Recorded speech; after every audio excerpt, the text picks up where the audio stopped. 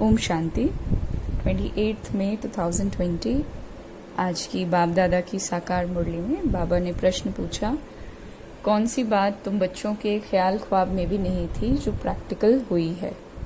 बाबा कहते तुम्हारे ख्याल ख्वाब में भी नहीं था कि हम भगवान से राजयोग सीखकर विश्व के मालिक बनेंगे, राजाई के लिए पढ़ाई पढ़ेंगे। तो अभी तो तुम्हें अथाह खुशी है कि सर्वशक्तिमान बाप से बल लेकर हम सतयुगी स्वराज्य अधिकारी बनते हैं। बाप दादा बोले, मीठे बच्चे, देही अभिमानी बन बाप को याद करो तो याद का बल जमा होगा और याद के बल से तुम सारे विश्व का राज्य ले सकते हो। यहाँ बच्चियां बैठती हैं प्रैक्टिस करने के लिए। बाबा बोले, यहाँ बच्चियां बैठती हैं प्रैक्टिस करने के लिए। वास्तव में यहाँ संदली पर बैठना उनको चाहिए जो देही अभिमानी बनकर बाप की याद में बैठे। अगर याद में नहीं बैठेंगी तो वो टीचर कहला नहीं सकती। याद में शक्ति रहती है, ज्ञान में शक्ति नहीं है। ज्ञान मतलब ये पता है कि ड्रामा एक्यूरेट है, ड्रामा बिल्कुल कल्याणकारी है। ज्ञान मतलब ये पता होना कि ड्रामा कल्याणकारी है। लेकिन ड्रामा कल्याणकारी है इस बात में जीना, रमण करना, इसको अपने जीवन का रियल गहना बनाना, ये योग है। सच्चा कनेक्शन बाबा के साथ कि उनकी बातों को जीना धारणा युक्त होकर। तो इसको कहा ही जाता है याद का बल। योग बल सन्यासियों का अक्षर है। बाप डिफिकल्ट अक्षर काम में नहीं लाते हैं। बाप कहते हैं बच्चों, अब बाप को याद करो। जैसे छोटे बच्चे माँ बाप को याद करते हैं ना, वो तो देहधारी हैं। तुम बच्चे हो विचित्र। ये चित्र यहाँ तुमको मिलता है, शरीर यहाँ मिलता है। तुम रहने वाले विचित्र देश के हो, वहाँ चित्र रहता नहीं। पहले ये पक्का करना है, हम तो आत्मा हैं। इसलिए बाप कहते हैं बच्चे देही अभिमानी बनो, अपने को आत्मा निश्चय करो। तुम निर्वाण देश से आए हो, वो तुम सभी आत्माओं का घर है। यहाँ पाठ बजाने आते हो, पहले कौन आते हैं ये भी तुम्हारी बुद्धि में है। दुनिया में कोई नहीं जानते जिसको ये ज्ञान हो। अब बाप कहते हैं शास्त्र आदि जो कुछ पढ़ते हो उन सबको भूल जाओ। कृष्ण की महिमा, फलाने की महिमा कितनी करते हैं, गांधी की भी कितनी महिमा करते हैं, जैसे कि वो राम राज्य स्थापन करके गए हों। परंतु शिव भगवानुवाच आदि सनातन राजा रानी के राज्य का जो कायदा था, बाप ने वो राजयोग सिखाकर राजा रानी बनाया। उस ईश्वरीय रस्म रिवाज को भी तोड़ डाला। बाबा कहते बोला राजाई नहीं चाहिए हमको, प्रजा का प्रजा पर राज्य चाहिए, डेमोक्रेसी। अब उसकी क्या हालत हुई जरा देखो, दुखी दुख लड़ते झगड़ते रहते हैं। अनेक मतें हो गई ना। अभी तुम बच्चे श्रीमत पर राज्य लेते हो, इतनी तुम्हारे में ताकत रहती है जो वहाँ लश्कर आदि होता नहीं, डर की कोई बात नहीं। इन लक्ष्मी नारायण का राज्य था, अद्वैत राज्य था। दो थे ही नहीं जो ताली बजता है ना, उसको कहा ही जाता है अद्वैत राज्य। तुम बच्चों को बाप देवता बनाते हैं, फिर द्वैत से दैत्य बन जाते हैं रावण के द्वारा। अभी तुम बच्चे जानते हो हम भारतवासी सारे विश्व के मालिक थे। तुमको विश्व का राज्य सिर्फ याद के बल से ही मिला था, अब फिर से मिल रहा है। कल्प मिलता है सिर्फ याद के बल से। पढ़ाई में भी तो बल है ना। देखिए बाबा ने ऊपर कह दिया ज्ञान में शक्ति नहीं है। यहाँ बाबा कह रहे पढ़ाई में बल है, क्योंकि पढ़ाई में ज्ञान, योग, धारणा, सेवा सारी चीजें आ जाती हैं, है ना। पढ़ाई का एक हिस्सा ज्ञान है, समझ है, जो बाबा दे देता है। उस समझ को कितना याद रखते हैं, कितना धारणा में लाते हैं, कितनी सेवा करते हैं, उसके आधार पर वो पूरा पढ़ाई माना जाता है। जैसे बैरिस्टर बनते हैं तो बल है ना, वो है पाई पैसे का बल। तुम योग बल से विश्व पर राज्य करते हो। सर्वशक्तिमान बाप से बल मिलता है। तुम कहते हो बाबा हम कल्प आपसे सत्युग का स्वराज्य लेते हैं, फिर गवाते हैं, फिर लेते हैं। तुमको पूरा ज्ञान मिला। अभी हम श्रीमत पर श्रेष्ठ विश्व का राज्य लेते हैं, विश्व भी श्रेष्ठ बन जाता है। ये रचता और रचना का ज्ञान तुमको अभी है। इन लक्ष्मी नारायण को भी ज्ञान नहीं होगा कि हमने राजाई कैसे ली। यहाँ तुम पढ़ते हो, फिर जाकर राजाई करते हो। कोई अच्छे धनवान के घर में जन्म लेते हैं तो कहा जाता है ना, इसने आगे जन्म में कुछ अच्छा कर्म किया है, दान पुण्य किया है, जैसा कर्म ऐसा जन्म मिलता है। तो अभी तो ये है ही रावण का राज्य। लेकिन बाबा ऐसे टाइम पर आकर बहुत श्रेष्ठ से श्रेष्ठ कर्म सिखाते हैं जो कि याद करने का है, और उसके आधार पर बाबा सत्युग का स्वराज्य देता है। अब यहाँ जो भी कर्म करते हैं वो विकर्म होता रहता है। कलयुग में सीढ़ी उतरनी है, सबसे बड़े ऊंचते ऊंच देवी देवता धर्म वालों को भी सीढ़ी उतरनी है, सतो रजो तमो में आना है। हर एक चीज नई से फिर पुरानी होती है।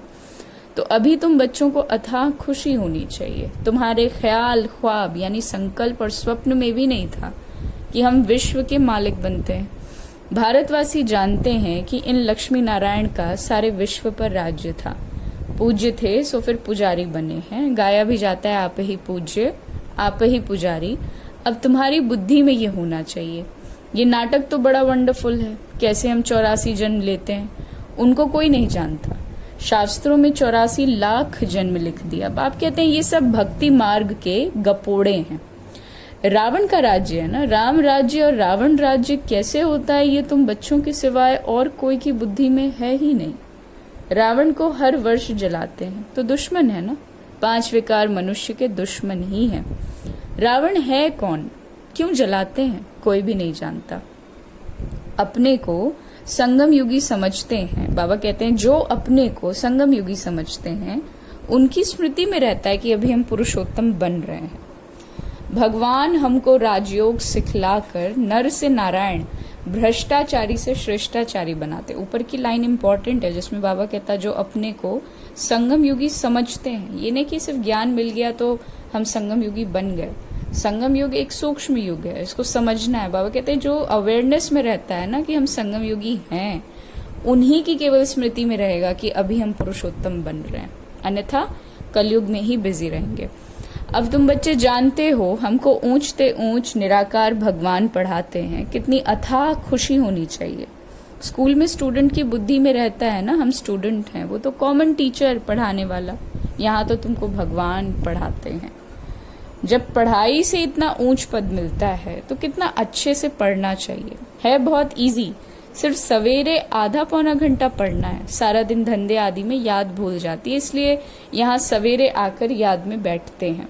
कहा जाता है बाबा को बहुत प्यार से प्रेम से याद करो। बाबा आप हमको पढ़ाने आए हैं, अभी हमको पता पड़ा है कि आप 5000 वर्ष के बाद आकर पढ़ाते हैं। बाबा के पास बच्चे आते हैं तो बाबा पूछते हैं आगे कब मिले हो। ऐसा प्रश्न कोई भी साधु सन्यासी आदि कभी पूछ नहीं सकता। वहां तो सत्संग में जो चाहे जाकर बैठते हैं। बहुतों को देखकर सब अंदर घुस जाते हैं। तुम भी अभी समझते हो हम गीता रामायण आदि कितना खुशी से जाकर सुनते थे ना, अपने आप को याद करते हैं। समझते तो कुछ भी नहीं थे, वो सब भक्ति की ही खुशी है। बहुत खुशी में नाचते रहते हैं परंतु फिर नीचे उतरते आते हैं। किस्म किस्म के हठ योग आदि करते हैं, तंदुरुस्ती के लिए ही सब कुछ करते रहते हैं। तो बाप समझाते हैं ये सब है भक्ति मार्ग की रस्म रिवाज। रचता और रचना को कोई भी जानता नहीं है तो बाकी रहा ही क्या। रचता रचना को जानने से तुम क्या बनते हो और न जानने से तुम क्या बन पड़ते हो। तुम जानने से सॉल्वेंट बनते हो, न जानने से वही भारतवासी इनसॉल्वेंट बन पड़े। गपोड़े मारते रहते हैं क्या क्या दुनिया में होता रहता है, कितने पैसे सोना आदि लूटते रहते हैं। अब तुम बच्चे जानते हो वहां तो हम सोने के महल बनाएंगे। बैरिस्ट्री आदि पढ़ते हैं तो अंदर में रहता है ना कि हम ये इम्तिहान पास करके फिर ये बनेंगे, घर बनाएंगे। तो तुमको क्यों नहीं बुद्धि में आता है कि हम स्वर्ग का प्रिंस प्रिंसेस बनने के लिए पढ़ रहे हैं। खुशी कितनी रहनी चाहिए, परंतु बाहर जाने से ही खुशी गुम हो जाती है। छोटी छोटी बच्चियां इस ज्ञान में लग जाती हैं। संबंधी कुछ भी समझते नहीं, कह देते हैं जादू हो गया है, कहते हैं हम पढ़ने नहीं देंगे। इस हालत में जब तक सगीर हैं तो माँ बाप का कहना मानना पड़ेगा। हम ले नहीं सकते, बहुत खिटपिट होकर हो जाती है। शुरू में कितनी खिटपिट हुई, बच्ची कहे हम 18 वर्ष की हैं, बाप कहे नहीं 16 वर्ष की है, सगीर है। झगड़ा करके पकड़ के ले जाते थे, है ना, नाबालिग है। सगीर माना ही बाप के हुक्म में चलना है। बालिग है फिर तो जो चाहे सो करो। कायदे भी है ना। बाबा कहते हैं तुम जब बाप के पास आते हो तो कायदा है अपने लौकिक बाप का सर्टिफिकेट यानी चिट्ठी लेकर आओ। फिर मैनर्स भी देखने होते हैं। मैनर्स ठीक नहीं है तो वापस जाना पड़ेगा। खेल में भी तो ऐसा होता है ना, ठीक नहीं खेलते हैं तो उनको कहेंगे बाहर जाओ, है ना, आबरू इज्जत गवाते हो। तो अभी तुम बच्चे जानते हो हम युद्ध के मैदान में हैं। कल्प बाप आकर हमको माया पर जीत पहनाते हैं। मूल बात ही है पावन बनने की। पतित बने हैं विकार से। बाप कहते हैं काम महाशत्रु है, ये आदि मध्य अंत दुख देने वाला है। जो ब्राह्मण बनेंगे वही फिर देवी देवता धर्म में आएंगे। ब्राह्मणों में भी नंबरवार होते हैं, क्षमा पर परवाने आते हैं, कोई तो जल मरते हैं, कोई फिर फेरी पहनकर यानी आजू बाजू चक्र लगाकर चले जाते हैं। यहाँ भी आए हैं, कोई तो एकदम फिदा हो जाते हैं, कोई सुनकर फिर चले जाते हैं। आगे तो ब्लड से भी लिख कर देते थे बाबा हम आपके हैं, फिर भी माया हरा लेती थी। इतनी माया की युद्ध चलती है, इनको ही युद्ध स्थल कहा जाता है। ये भी तुम समझते हो, परमपिता परमात्मा ब्रह्मा द्वारा सभी वेदों शास्त्रों का सार समझाते हैं। चित्र तो ढेर बना दिए ना, नारद का भी मिसाल इस समय का ही है। सब कहते हैं हम लक्ष्मी अथवा नारायण बनेंगे। बाप कहते हैं अपने अंदर में देखो हम लायक हैं, हमारे में कोई विकार तो नहीं। नारद भक्त तो सब है ना, ये एक मिसाल लिखा हुआ है। भक्ति मार्ग वाले कहते हैं हम श्री लक्ष्मी को वर सकते हैं। बाप कहते हैं कि नहीं, जब ज्ञान सुने तब सदगति को पा सकें। मैं पतित पावन ही सबकी सदगति करने वाला हूँ। अभी तुम समझते हो बाप हमको रावण राज्य से लिबरेट कर रहे हैं, वो है जिस्मानी यात्रा। भगवानुवाच मन मना भव, बस इसमें धक्के खाने की बात नहीं है, वो सब है भक्ति मार्ग के धक्के। आधा कल ब्रह्मा का दिन, आधा कल ब्रह्मा की रात। तुम समझते हो हम सब बीके का अभी आधा कल दिन होगा, हम सुखधाम में होंगे, वहां भक्ति नहीं होगी। अभी तुम बच्चे जानते हो हम सबसे साहूकार बनते हैं तो कितनी खुशी होनी चाहिए। तुम सब पहले रफ यानी पत्थर थे, अब बाप सिरान यानी धार पर चढ़ा रहे हैं। बाबा जौहरी भी है ना, ड्रामा अनुसार बाबा ने रथ भी अनुभवी ही लिया है। गायन भी है गांव का छोरा। कृष्ण गांव का छोरा कैसे हो सकता है, वो तो सतयुग में था। उनको तो झूलों में झुलाते हैं, ताज पहनाते हैं, फिर गांव का छोरा क्यों कहते हैं। गांव के छोरे श्याम ठहरे, अभी सुंदर बनाने वाला आया है। अब बाप तो ज्ञान की सिरान पर चढ़ाते हैं ना। ये सत्य का संग कल्प कल्प में एक ही बार मिलता है, बाकी तो सब है झूठ संग। इसलिए बाप कहते हैं hear no evil, see no evil, talk no evil and think no evil. ऐसी बातें मत सुनो जहां हमारी और तुम्हारी ग्लानि करते रहते हैं। जो कुमारियां ज्ञान में आती हैं वो तो कह सकती है हमारा बाप की प्रॉपर्टी में हिस्सा है, क्यों ना हम उनसे भारत की सेवा अर्थ सेंटर खोलूं। कन्यादान तो देना ही है ना, वो हिस्सा हमको दो तो हम सेंटर खोलें। सीधी बात बाबा करता है। बहुतों का कल्याण होगा, ऐसी युक्ति रचनी चाहिए। ये है तुम्हारी ईश्वरीय मिशन, है ना। युक्ति इसे कहते हैं, बातों की हेरा फेरी करने को युक्ति नहीं कहते हैं कि बातों की हेरा फेरी करके अपनी बात रख दी, कहना कुछ और चाह रहे हैं, कह कुछ और रहे हैं। बाबा युक्तियां बड़ा, युक्ति वर्ड बहुत तरीके की जगहों पर यूज करने के लिए कहता है। दादी जानकी जी कहते थे उस चीज को युक्ति मत समझो जो तुम्हारा दिल भारी कर दे, वो युक्ति नहीं है। युक्ति और झूठ में साफ डिफरेंस यही है कि युक्ति से तुम्हारा मन कभी भारी नहीं होगा, झूठ से मन भारी हो जाएगा, माने या ना माने। ये है तुम्हारी ईश्वरीय मिशन। तुम पत्थर बुद्धि को पारस बुद्धि बनाते हो, जो हमारे धर्म के होंगे वो आएंगे। एक ही घर में देवी देवता धर्म का फूल निकल आएगा, बाकी नहीं आएंगे।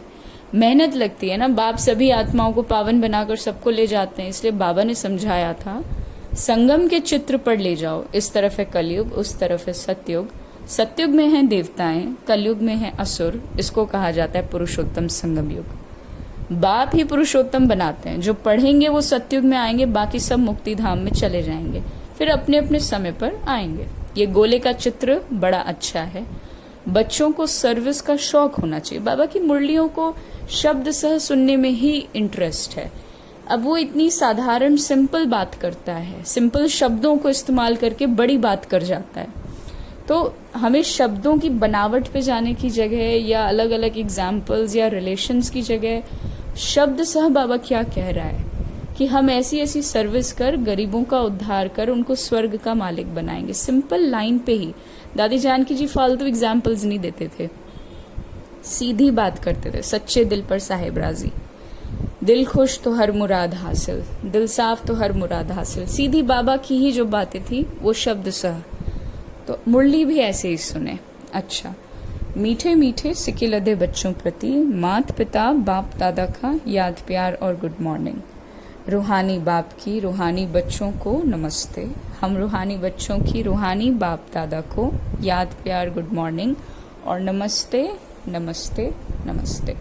धारणा के लिए मुख्य सार, अपने आप को देखना है, हम श्री लक्ष्मी श्री नारायण समान बन सकते हैं, हमारे में कोई विकार तो नहीं है, फेरी लगाने वाले परवाने हैं या फिदा होने वाले, ऐसे मैनर्स तो नहीं है ना जो बाप की आबरू यानी इज्जत जाए। अथाह खुशी में रहने के लिए सवेरे सवेरे प्रेम से बाप को याद करना है और पढ़ाई पढ़नी है। भगवान हमें पढ़ाकर पुरुषोत्तम बना रहे हैं, हम संगम युगी हैं, इस नशे में रहना है।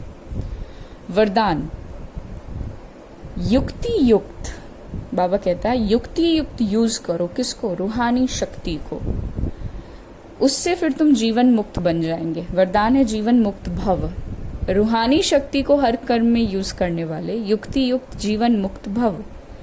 इस ब्राह्मण जीवन की विशेषता है ही रूहानियत। रूहानियत की शक्ति से ही स्वयं को व सर्व को परिवर्तन कर सकते हो।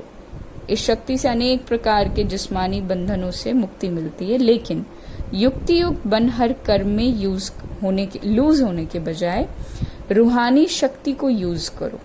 युक्ति युक्त बन हर कर्म में लूज होने के बजाय रूहानी शक्ति को यूज करो। मतलब किसी सिचुएशन में लूज यानी हतोहताश होने की जगह युक्ति युक्त होकर रूहानी शक्ति को इस्तेमाल करो। मनसा वाचा और कर्मणा तीनों में साथ साथ रूहानियत की शक्ति का अनुभव हो। जो तीनों में युक्ति युक्त हैं वो ही जीवन मुक्त हैं। स्लोगन सत्यता की विशेषता द्वारा खुशी और शक्ति की अनुभूति करते चलो। ओम शांति।